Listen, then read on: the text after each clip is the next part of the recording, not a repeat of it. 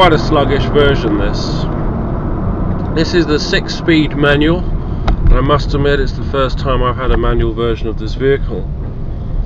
The first thing that I should really comment on is the interior of the car is absolutely superb. It's so nicely put together. It's a very attractive package. Certainly know you're in a luxury vehicle. All the stitched leather, beautifully styled and laid out console. I mean, it really is a quality piece of car, this, there's no doubt about it. Even all this silver trim and what have you, it does feel like it's a top-end car. I mean, look, it's not perfect. It could be more exclusive. It was certain areas could be a little bit more machined, I think would probably be the best word. But generally speaking, it's a very high-spec vehicle. Now, the first thing I'm going to comment on is the rear view vision. The window out the back is, well, I think it's got to be under 12 inches wide. It's very, very narrow. So you don't see a lot out of the back window. If you had people sitting in the back, I don't think you'd be seeing anything at all. The wing mirrors are huge. We like that. Plenty of vision. That's good.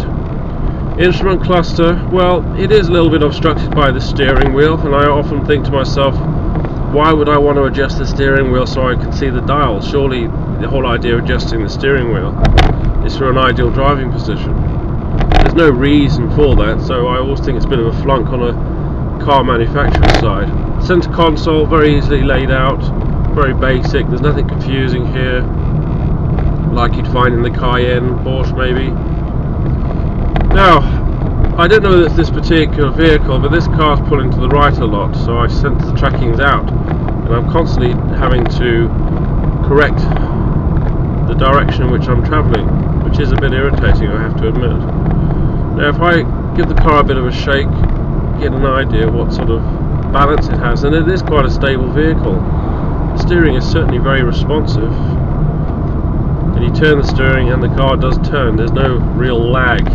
Now, the reason why I say that is because the Land Rover Discovery from years ago was known as being very vague steering, and I'd have to say this isn't at all. It's really quite nice, it's really quite responsive, and it sits well. It does bop along a little bit like a cork in water, I must admit, and I do think this has underpowered this car. The engine just doesn't seem to really deliver anything, but the driving position is nice. I mean, the vehicle looks good. It's certainly a very blingy vehicle. I think with this new shape of Range Rover, people either love them or they hate them.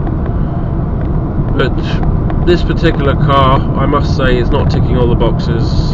I like the idea of the manual, although strangely enough, it does seem to sit better having the semi-automatic in these cars. The car is definitely undersized with the engine, and I think that's really about the only negative side I can think to the car. Generally speaking, it's very flash on the inside, and it's just something not quite right with this vehicle. I think if you are going to take one for a test drive, you want to look at something with a bigger engine, something with a bit more power. This does seem to be a bit lame, but in terms of ride comfort and luxury, it certainly ticks all the boxes.